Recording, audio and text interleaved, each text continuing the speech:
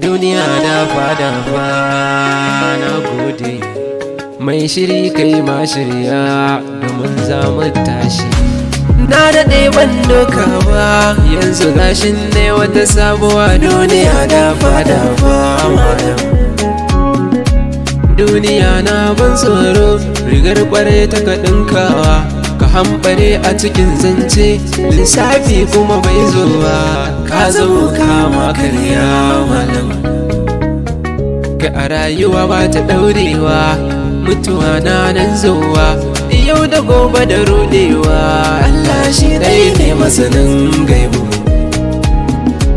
Masu mulki sun zautu, talakawa kwada sun batu, kar da ku bari mu lalatu, sarakuna sanarwa ce daga ɗan malam.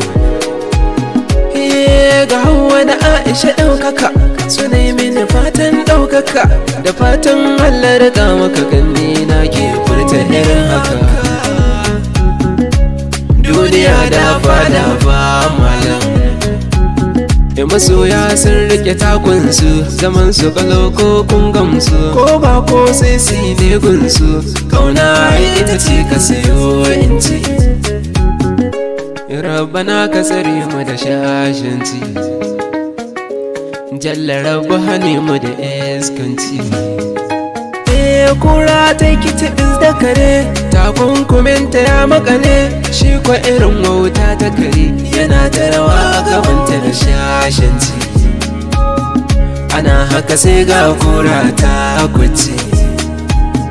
Ku yi nazari a cikin zance, yin haka na ga amana ce, kar da ku bari mu lalace, don Allah ku yi rubu da rubon Allah. Gwagwarmaya wani aiki ne, faɗi tashi ba wani mai zaune, ana neman nasara babba a gani na in kun samu na samu. Mahaifa sun sa rai a guri na ne, sun yarda da komai in daidai ne.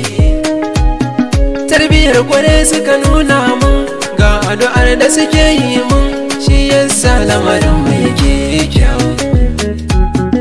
Na ɗau sanda kun raka ni mu je kiyo, masoya albishirin ku kuce guru. Soyayyar ku ce ta kafa mamin, ga addu'ar ku kuce amin, dan asalar addu'ar daga tasiri. Allah kare mu da sharrin mai sharri.